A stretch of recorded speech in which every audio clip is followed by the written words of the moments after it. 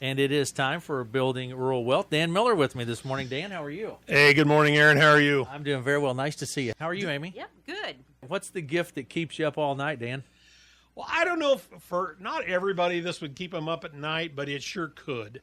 And basically what we're going to talk about, and when I say this, some people are going to go, man, that wouldn't keep me up at night. I'd be jumping for joy. And that's talking about inheritance. And, getting an inheritance sounds really simple on paper. It's a boost, a gift. Everybody has a little breathing room afterwards. But for many people, what we find in working with people is it's not actually as relaxing. There's a lot of stress. It's not necessarily a relief. And I think the reason why you see, some of that stress is people have thoughts like, I should feel grateful, but why am I worried about it? I don't want to waste or disappoint anybody. That's a big one that we hear. And what if I make the wrong move and then regret it later? And that internal tension actually is far more common than people admit. So today we wanted to take a little bit of time to talk about why inheritances often feel heavier than expected, why moving too fast can create regret, and why slowing down is often the most thoughtful first move. And I will tell you, that's a conversation that I've had with a lot of people because, somebody will pass away and they'll have an inheritance and they'll think they need to call and do something in the next 2 or 3 days. And that is not the case. I mean, usually there is quite a bit of time. The estate's got to get settled. They don't have to rush into decisions. I do want to point out everything we're talking about here today, we are not tax professionals. All right. You need to talk with your own tax counsel and your own tax professional to make sure that whatever we talk about here applies correctly to your situation. Okay. All right. So, Amy, why is an inheritance? Why can it feel heavy? Well, there's a lot of things that come along with an inheritance. They don't arrive in isolation because often you're getting it because of a loss, right? A parent, a spouse, or someone else important in your life has passed away, and that's the reason for the inheritance. And along with that comes grief. And your emotions are really raw. And the money itself can be tied to memories that you have of that person. We were talking a little bit here before the show is that maybe grandpa bought that stock years ago and you want to keep it. And so, it's not just money, but it's a lot of emotions. It's a lot of feelings. And there's also family dynamics that go along with inheritance and expectations.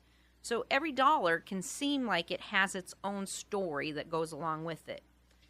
And at that time, your decisions that you make may feel permanent, even when they aren't. And it's common to feel pulled in different directions by your family members, by different people's opinions. There's unspoken expectations, or even your own sense of responsibility that, you've inherited something that somebody else worked really hard for. And, feeling conflicted about what to do with it, it's not ingratitude. It's an awareness that, you have a lot of weight tied to this situation and you want to do the right thing. I had never considered that, but that's absolutely makes sense. Yeah, we see it a lot, Aaron. We really do.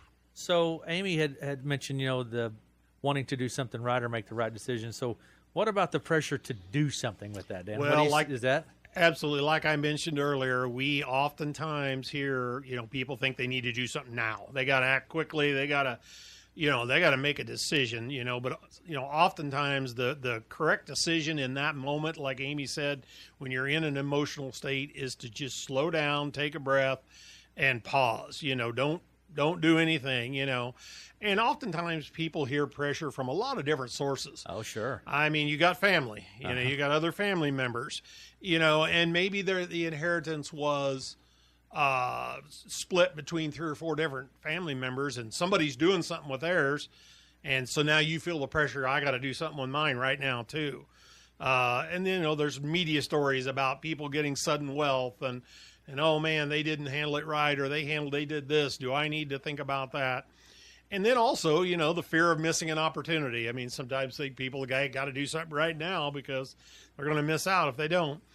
But I will tell you that speed does not automatically create clarity. Oftentimes that creates more confusion. You're better off, to pause, don't move too quickly, don't lock into any decisions before you really fully understand how they fit into your overall financial plan.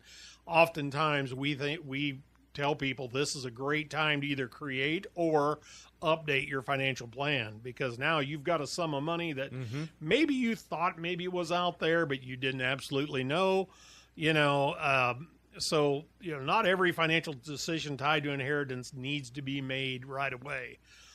So slowing down, that is not avoidance of making decisions. It can be a strategic choice. And that's where, again, like I said, oftentimes doing that as part of a broader financial plan makes a lot of sense. Okay.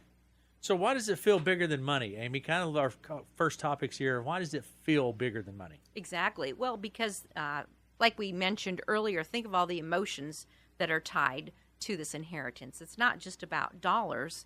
It often intersects with some bigger questions, such as, retirement timing. I got this inheritance. Now, do I retire right away? Can I just quit doing what I'm doing, change my lifestyle? How's that going to affect things? There's family dynamics, and fairness is always involved when there's inheritance, too. You're thinking about, like Dan mentioned, what's the other family member going to do with their funds? Is this fair? Was I treated fairly? There may be business interests or farmland that gets inherited, and that can tie into a lot of different, planning things, thoughts, processes that you need to work through, and your own personal values and legacies, also tied to what's inherited. What do you feel like you should do with the money? Is it, appropriate to your values?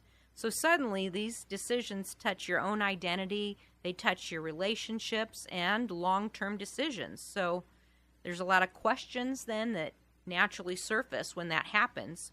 What would they have wanted? If I inherited this business, what would, the person that I inherited it from, how would they want me to do it? Continue as is, change things, sell it? What does this mean for my family? How will this influx of inheritance affect how we live as a family? How does this change my future? And the emotional weight of all of these decisions, can make it feel very overwhelming at the time that it happens. All right.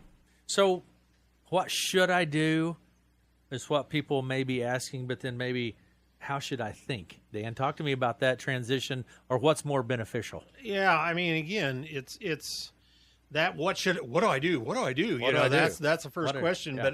But like I said, really a more helpful starting point is just like you said, there is, how should I think about this? How should I put this in context with everything that Amy just said here, about my own life, my own situation, and, instead of rushing into something toward an action, you need to focus on that context of, what has actually changed and what hasn't.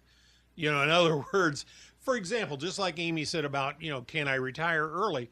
Okay, so, you inherited a significant sum of money, we'll say, but what if you still enjoy your job? Yeah. So you got to put it in context, maybe because, there are people that when they quit working, they become unhappy. And just because you got this big sum of money, maybe you can quit working, But should you? Yeah. Exactly right. Should you sell that business just because, should you keep working?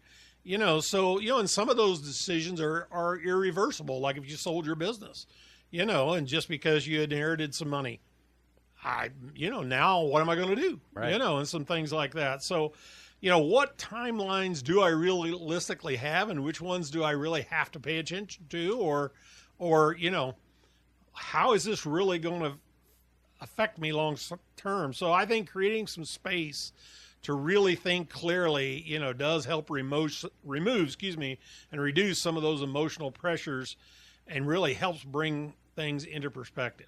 Okay, Amy, wrap this all up for us here. Okay. Well, if an inheritance has come into your life and it's brought more questions than you have answers to, you're not alone. That uncertainty isn't a flaw. It's just a signal that there's a lot of decisions to be made. So understand, you don't have to act immediately. We've stressed today, just slow down, Put some thought into your choices. Talk to somebody like a financial advisor about, options, understanding. It's not urgent that you do something immediately. And just give yourself time. That's often one of the most responsible first steps that you can take.